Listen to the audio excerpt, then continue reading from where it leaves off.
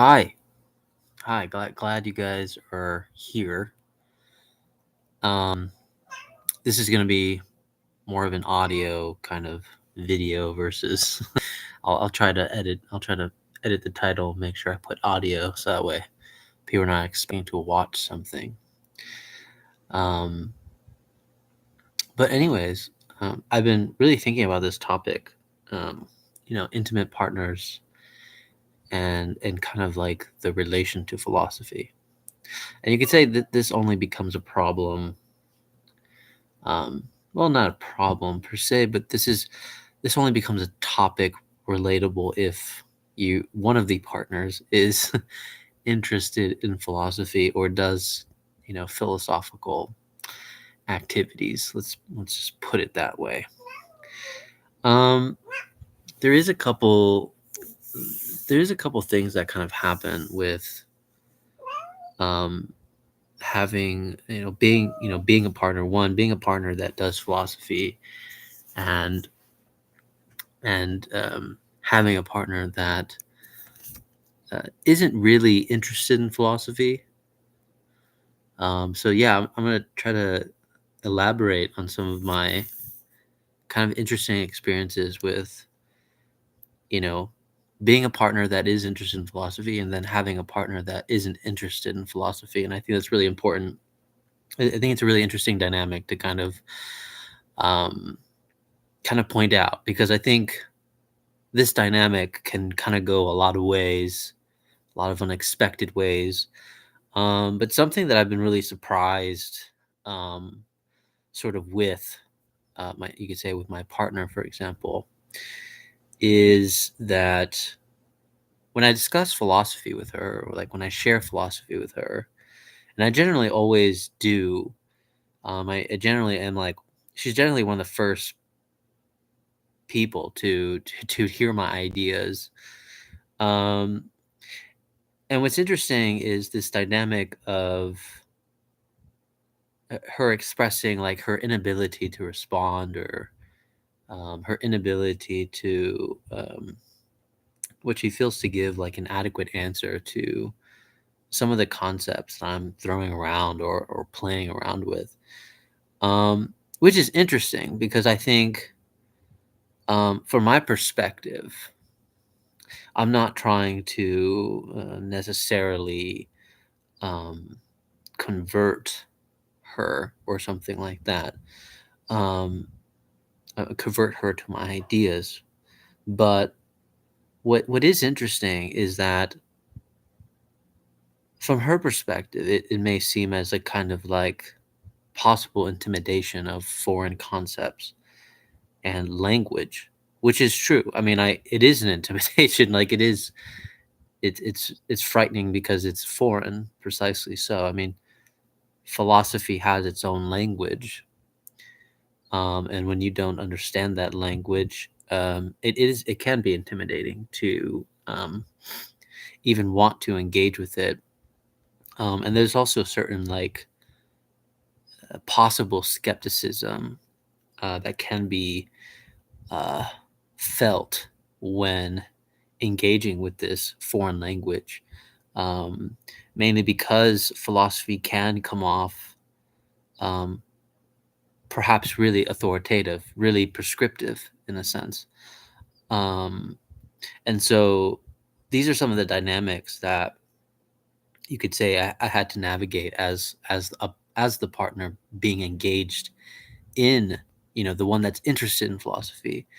But also from my perspective, it was more about sharing, really, like basically a partner that's excited to share anything that they're interested in. So for me, it wasn't anything significant uh, at all. It wasn't anything significant. It was just what was significant was that obviously, I mean, I love philosophy, but the main significance was that I was excited to share with my partner, and that's always been kind of the main impetus and excitement. But there's been a couple of things that have really surprised me about my partner, and obviously it's taken a lot of uncomfortable conversations. It's taken a lot of tenseful conversations, Um, and I think the best argument, you could say the best argument the best case for philosophy I've ever given to my partner, um, actually had to deal with just like her own um, grip on the world. And so my main argument was something like this. It was, if you have ever experienced losing a belief in something, if you have ever experienced a sort of loss of an ideal, um, generally, what is problematic for most of us is not just the loss, um, but also the loss of the articulation of saying what is happening. So in this case, I kind of propose a very interesting argument for philosophy. Instead of attempting to describe the world accurately, which you can argue is what philosophy is always trying to do, a discourse in attempting to describe the world as it is.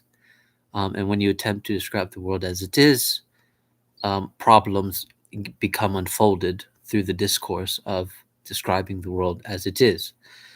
Um, but I propose something slightly different, which I said that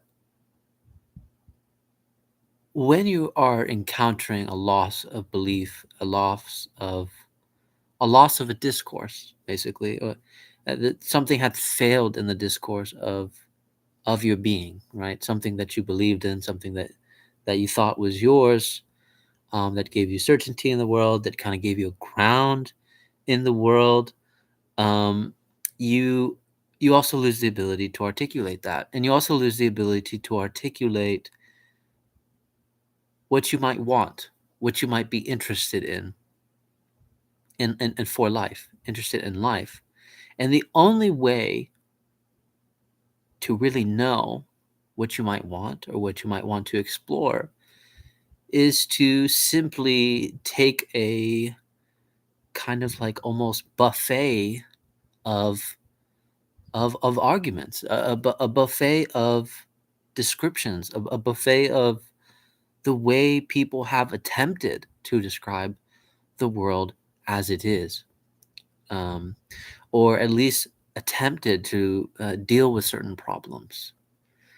Um, and so a lot of the uncomfortability in philosophy is actually the loss of articulation, I would say. It's the inability to articulate what is it that you want to articulate in the midst of trying to express something. Um, I mean, really, I mean, what's really fascinating, because I'm reading Freud again, is that psychoanalysis is all about words, in my opinion. It's all about words, all about words. There's a reason why it's called like the talking therapy. It's all about words. And I was even going over like the first seminar from Lacan. I don't think I'm going to finish it because it's just not. I mean, it's kind of it's kind of boring. I'm not gonna lie. It's definitely a bore. Um, but there's something that Lacan says in the very beginning, which is super interesting, which is, we do psychoanalysis because we're trying to reconstitute the past. Okay. And fundamentally, that's all I really need to hear about like what psychoanalysis does, is that we have to reconstitute the past. And so what psychoanalysis is doing is they're giving you a re-articulation of what's happening. And so you can say philosophy with psychoanalysis is essentially, if philosophy is about words, if philosophy is about always articulating what the world is as it is, um, psychoanalysis comes in and says we always need to re-articulate what the world is as it is. That would be the thing. We always need to reconstitute this. We always need to redescribe, retranslate the world as it is, in quotes, the world as it is. So there's a kind of repetition that we have to do. We have to reconstitute what it means. Um, so yeah, that's the argument I gave for my partner. I said, I'm not interested in convincing you of any particular philosophy. I've just noted myself that I'm interested in particular philosophies.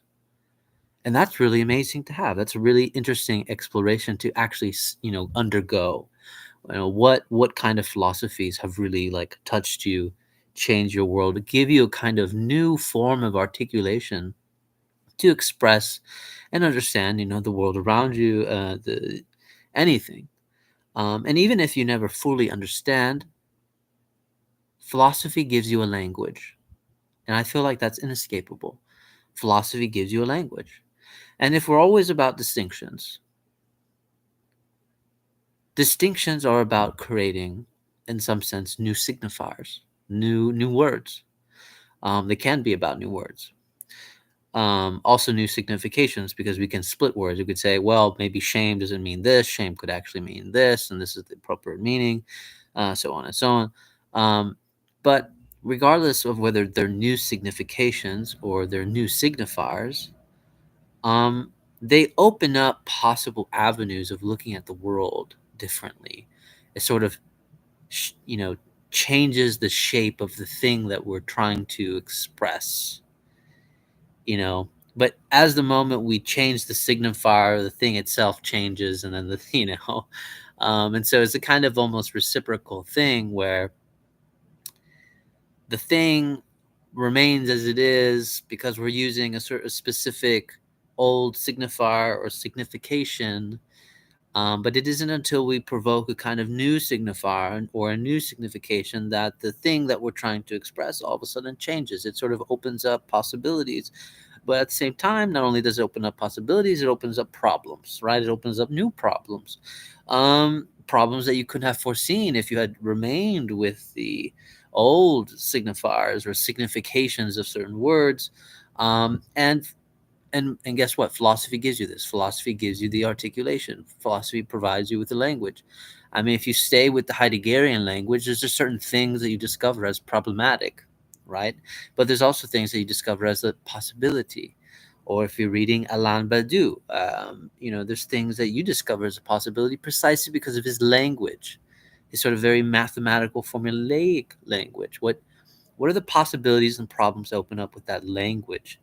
That's kind of like the beauty of philosophy and like the beauty of discourse. It's just like you find alternative ways to, you're always finding new ways of expressing and attempting to express the world as it is.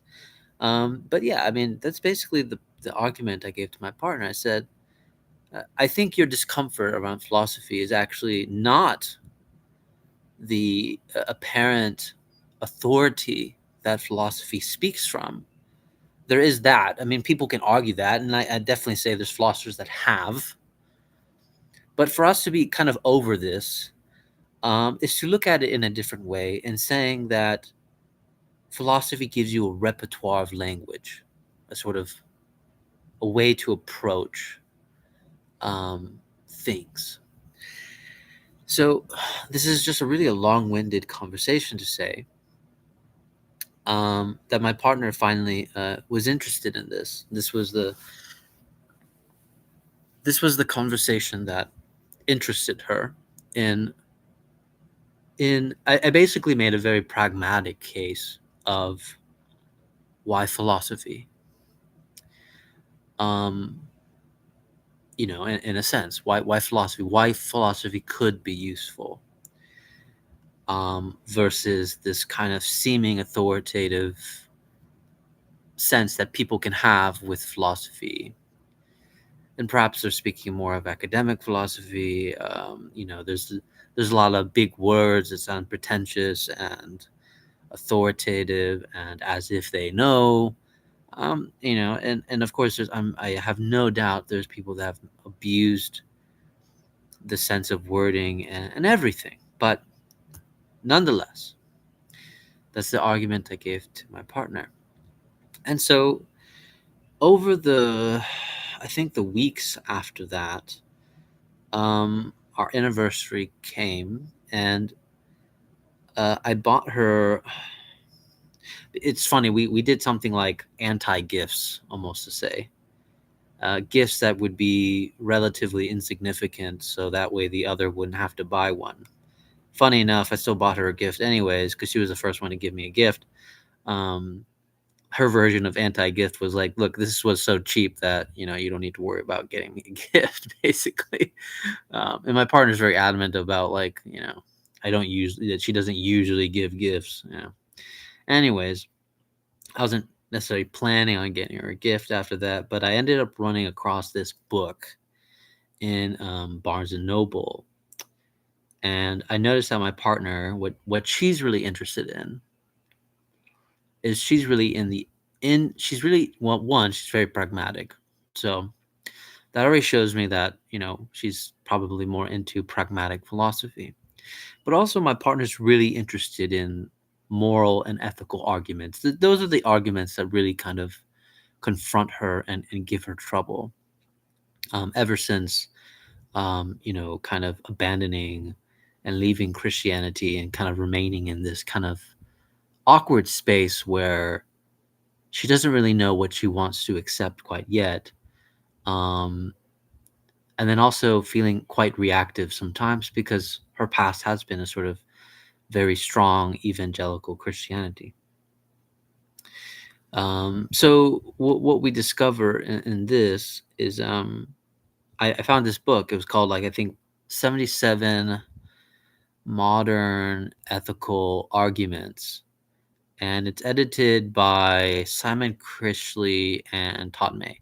So I didn't know anything about Todd May, but I definitely like Simon Critchley. I've definitely read some of his work before with Davud's group, Davud Gosley's group. So I really enjoyed Simon Critchley, like some of his writings. Um, anyways, I kind of was just like, oh, this is interesting. Like 77, 77 arguments on different topics concerning ethics. All right, that's interesting. And I kind of peeked in and I noticed that their language was great. I mean, it had um, very relatable language for any person that hasn't read any philosophy ever. Um, and so I kept looking throughout the rest of the book, and I was like, yeah, this is readable. This can be really relatable. And so immediately I was sort of impressed, and I bought the book, and I gave it to my partner.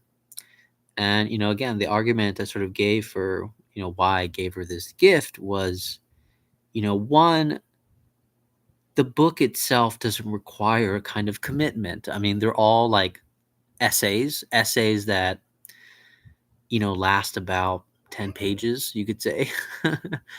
So my partner decided to read some of these essays that are very much low commitment based. You don't need to continue reading the book in a kind of linear fashion to understand the unfolding of the argument, right? So I think this is the advantage of kind of presenting your partner with kind of philosophical essays versus a philosophical work. Um, I also didn't want her to encounter the pressure of reading a philosophical work and then almost feeling as if she had to accept what the philosophical work was trying to express. Um, that can be difficult to navigate for some people because for some people it's and I think this is something that we're always fighting against sometimes is either we have to fully accept the book as it is as a convincing argument, or we have to wholesale deny it. And again, this is some things that is difficult. It's difficult to do. I mean, I still find it difficult for myself to do sometimes. um but it's difficult to be an actual critical reader without wholesale buying the arguments and without wholesale denying the arguments. And that's a skill that kind of develops over time. But the best thing to do is just read something that you like, read something that you're interested in. And so in this case, I'm totally antithetical to it. I think you should totally be convinced first. You should totally be convinced. It's great. Because when you talk to other people about it, and hopefully the aim is to talk to other people about it, um, you discover there might be some problems with the acceptance of it. I think it in some cases, I think it's totally okay to be absolutely naive and just buy fully into the arguments. Walk around fully believing it and then just talking to people about it, trying to convince them, and then seeing how it lands. Um, and then you'll see, like, yeah, maybe it's trash. Maybe there is some weaknesses. Maybe there's some problems. Um, and most likely there will be. Most likely there will be. Um, but anyways, I kind of went on a rant about that. But anyways, I bought these philosophical essays on ethics for my partner, and she recently told me that she's really been enjoying them. She said that some of them have really been interesting, and some of them are landing on her, and some of them are not. And that's good. That's exactly what I wanted. I wanted some of these arguments to be really interesting for her, because I think the word for me that's kind of like my signifier, you could say, the signifier that I'm interested in, is not necessarily um, good, right? Like, how do we make good arguments? But how do we make interesting arguments? Um, interesting new articulations of what is going on, you know? And so, yeah, I've just been really impressed that surprised and impressed that my partner has really taken well to these philosophical essays. And again, it's a topic that she's already interested in, and this is just kind of my time being spent with her and getting to know her over the time, and kind of the things that I've noticed that cause her the most existential angst about, or existential despair, maybe not angst, existential despair about things, about the world. So ethics is, I think, a good, you know, a good starting point. Really, I mean, I don't I don't imagine everybody being interested in like metaphysics, ontology, and all those stuff. We could argue is like related to ethics, and absolutely is. Um, but when we're talking about people that generally aren't interested in philosophy, I could just kind of just look at it like, well, like what are you interested in?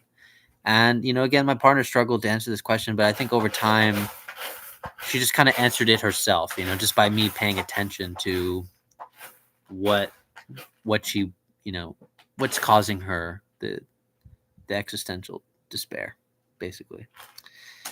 Um, so yeah, I mean, so we continue to have philosophical conversations, you could say. Um, and another thing that kind of surprised me, and this is kind of like a side note, but this is still related to like philosophy too. Is I've been reading a lot of Freud, and you guys might find this interesting. I've been reading a lot of Freud lately. Well, one, I finished Alenka Supanchik's "What Is Sex" book, and oh my god, I loved that book. Love that book. I borrowed it from the library. I think I want to buy it and like reread it again because it was so good, and I want to like spend time with it again. But anyways, just reading Alenka was just like, I think I want to read Freud again, you know. And there's stuff about Lacan that I just like. I think Lacan is great, like when I hear people talk about Lacan, but then like when I attempt to read Lacan, not only is it, you could say difficult to read sometimes, and that's like for a lot of text, which is a given, but but also it's like sometimes it's just like uninteresting. And I forgot that Freud, when you're reading Freud, like Freud is such a good writer. Freud is such a like seductive writer. I think. And so, I mean, there's definitely certain boring parts, but Freud is definitely interesting. He's definitely a seductive writer. Um, so, anyways, I just been like rereading some of Freud. Because I feel like I just want to go back to like really just like the basics of psychoanalysis, and kind of avoiding Lacan as much as I can. Um, because I mean, well, to be honest, there is just simply other avenues for psychoanalysis. Lacan is just one way of doing this. There's still other psychoanalysts like Melanie Klein, Anna Freud, was it Winnicott, Actually, I think Winnicott is someone that's been really interesting me lately. His idea of playing in reality. That's also something that's kind of fascinating me. But you could say Adam Phillips as the kind of contemporary cultural, psychoanalyst that isn't really a psychoanalyst anymore, but he used to do children's psychoanalysis. He kind of got me into, what are the other options besides Lacan? What are the other options for psychoanalysis? And he's really good at approaching this topic because he's very against psychoanalysis being a sort of prescription in thinking or as a way of things. But anyways, I was talking to my partner about dreams, and one of the things that I've been convinced ever since Freud really was just the signification that dreams have a certain signification to them. And my partner for a long time was set on the sort of lack of significance that dreams have. And I guess you can say, I mean, one of the couple of the issues is that came across with her and I about the impasse on dreams is that she felt that if I had attempted to interpret her dreams, that she had to accept the interpretation. And I told her, in my opinion, that's not at all what psychoanalysis is. It's not about necessarily accepting the interpretation. The point of psychoanalysis and the way Adam Phillips describes psychoanalysis, and I kind of showed her a video like of Adam Phillips making this very crucial point, which is it's not about having to buy an interpretation that the analyst is giving you. The point of psychoanalysis is that the analyst is going to listen, and he's going to listen until you say something that he thinks that you quite didn't catch on to what you said, basically. Like you said something, but you didn't realize how you said it, or you for some reason keep saying this very specific word, but the person isn't quite aware that they're saying it. It's that kind of listening, it's that kind of tuning in of just kind of pointing out that I've noticed that you do this, or you have noticed that you say this, or say this in this way, or why is it they use this word and not another word? It's a kind of just like question, right?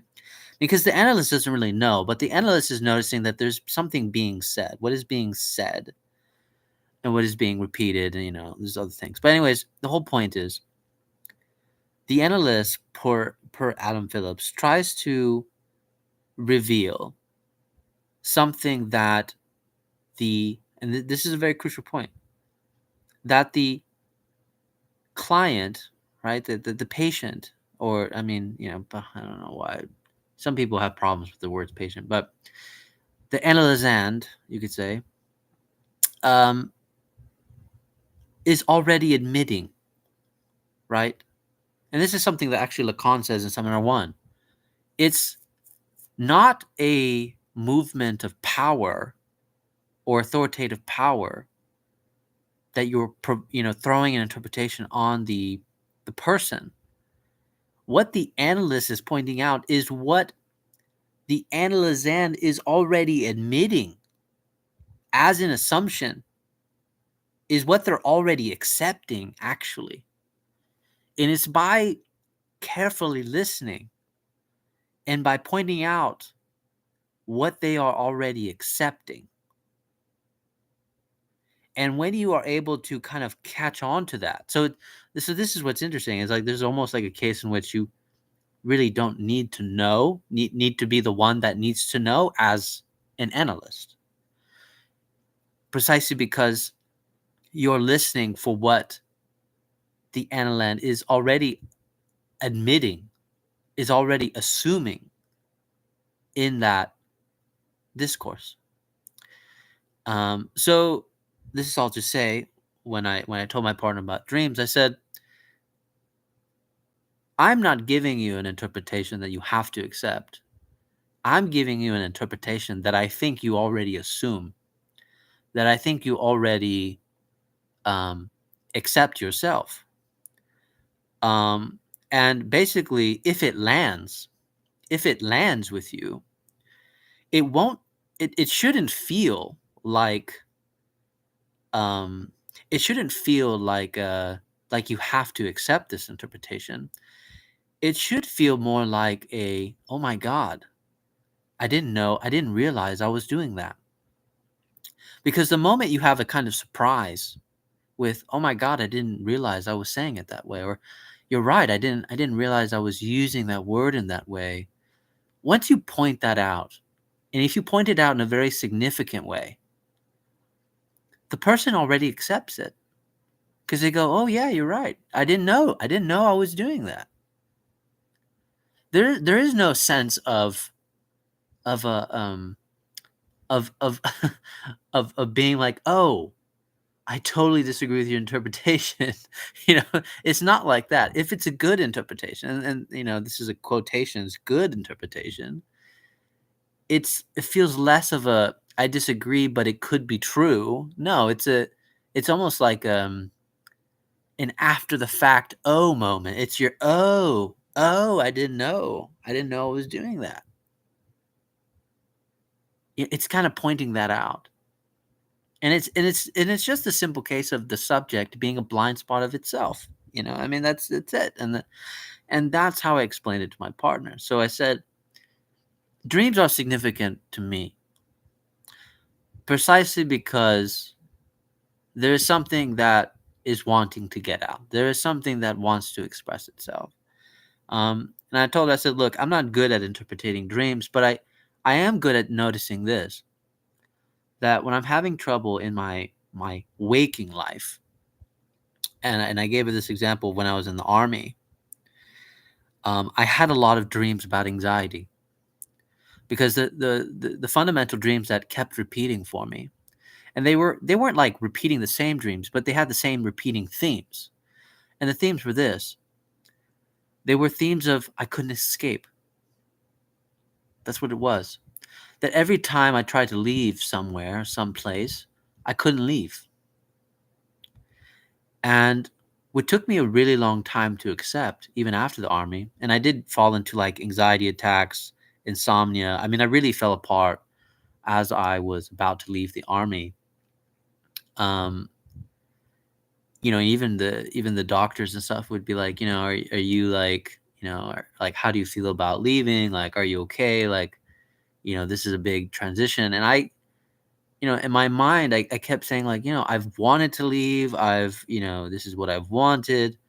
But really, another way to interpret those dreams in a kind of Freudian manner is those dreams of not being able to escape can also be seen as a wish to stay, as a wish to stay, a desire to stay, because those dreams were a manifest contents of of not wanting to stay. And it's true, I didn't want to stay in the army anymore, but it was so frightening thinking about what would be outside of the army, what would be there for me, what would be available to me. Would I have a job? Would I have a secure job? Would I struggle? How would I live? Can I afford to live? I mean, I've depended on the army. The army has been my mother, essentially, my womb for everything. That I'm afraid. I'm afraid to leave. I'm afraid to go. But the thing is, I really did have a desire to leave. But there was a certain point where I said, it seemed like my unconscious was also saying that I wanted to stay because fundamentally I was frightened. I was scared.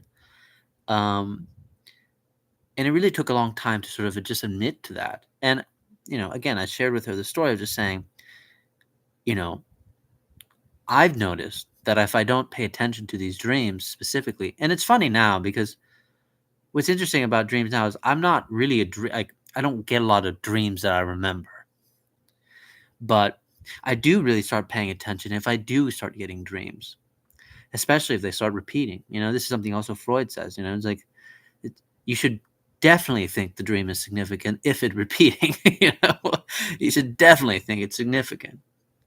Um, so, anyways, the last dream that she had that she was, attempting to avoid telling me because she didn't want me to interpret it. And this is something I sort of just laughed with her about. And this is when I explained her all the things I'm telling you guys now. What surprised me was I said, I'm really bad at interpreting dreams, but I believe in the emotional core of the dream. You know, and so I gave her this case of interpreting her dream, and I said, the day prior to this dream that you had, there are certain elements of uncomfort and anxiety that you expressed to me that I feel are kind of representative of the elements of part of your dream. Um, and so I will just share with you a little bit about her dream, which is um, she, there's, her and I work at like an urgent care, and uh, because we work at an urgent care, there's like a front desk kind of thing. And she said that she had this dream where she walked up and there was a man uh, at the front desk. He was the receptionist. So you can, just to give you a kind of orientation of where she's coming from. She's coming from behind him, from behind the desk, and she said that she found him, this receptionist, with his pants down, bent over on the desk, and she started feeling uncomfortable immediately because, one, there's patients around. There's patients in the lobby looking at him, and she didn't want. She was like, "This is not good. Like, he needs to get out of here," basically. And so, what was interesting about the dream was that everybody reacted. The people that work there, everybody reacted, accepting of what he did, like he was going to be missed being gone. Because they loved him, they liked him, kind of thing. You know, but the people that were working with her, she didn't really recall who they were. She's like, I've never seen them before. And I merely expressed this kind of my funny interpretation of this was the day prior, before this dream, she was expressing to me a moral conflict that she was having.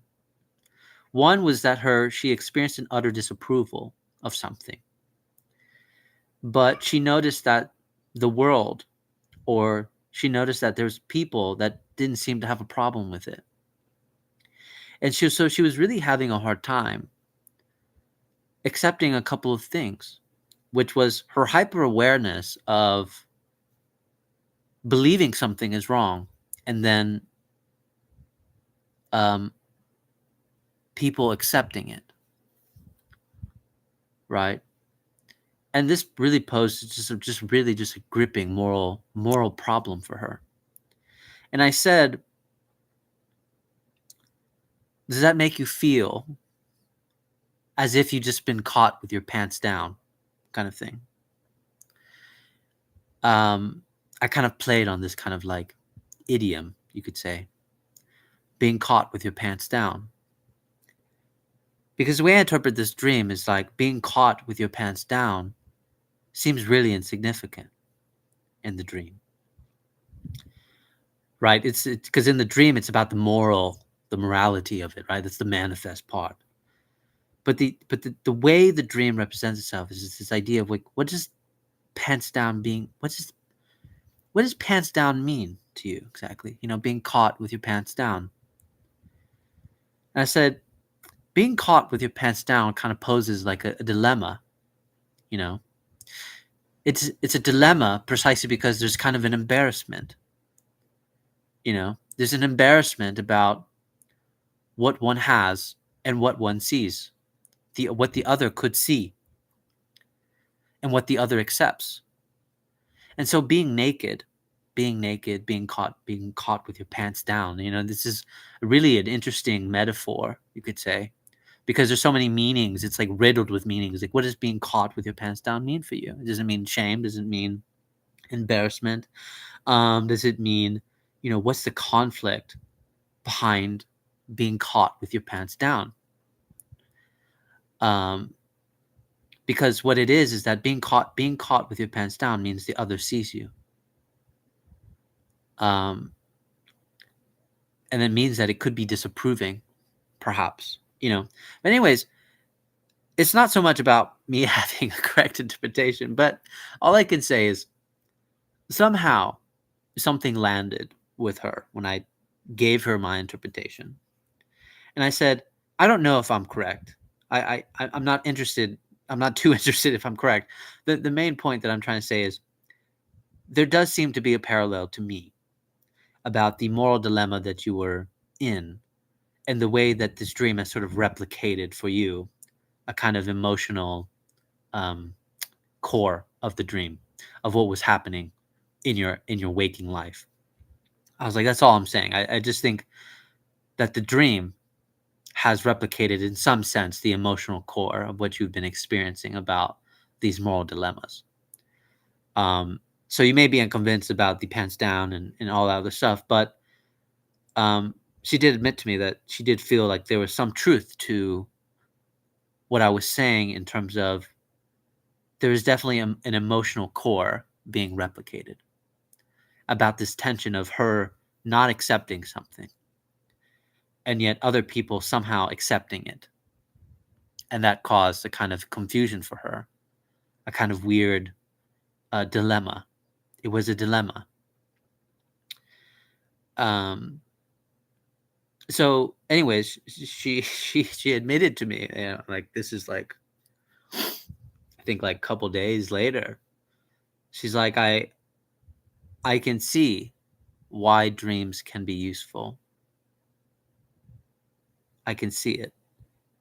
And I was really touched by it because I was like, because I mean, mainly because as a partner, I was like, I fully believe that dreams have some signification, not that they just mean nothing. They don't mean nothing. Of course, the difficult part of the dream is interpreting them, is willing to attempt to engage with them, and I think, as just a layman, I think at best it's best to pay attention to the emotional core of the dream. What is it that wants to be released? What is it that wants to be accepted? But yeah. Anyways, I guess this is a long way of saying, um, I guess it just takes a lot of, you know, I, I don't want to give this impression of, if you're patient enough, you can convince your partner about anything. It's not has nothing to do with that. I think that would be the completely wrong, wrong way.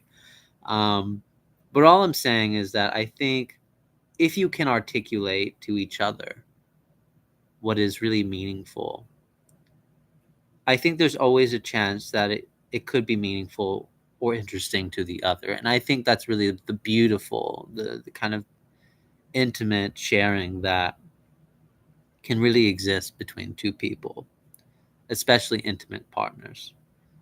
And that's really it. That's really it. That's all I'm really saying. I mean, of course, there's kind of subplots about, like, there's possibilities of getting people interested in philosophy, and possibilities of getting people interested in the signification of dreams, but I also think that takes away from the overall significance of just, like, the art of sharing, the art of expressing what one loves and why, you know. And just by doing that, you leave possibilities for kind of changing the way people look at things, and she's definitely changed. And to be fair, it's not, it's not one-sided here. She's absolutely changed the way that I have looked at things.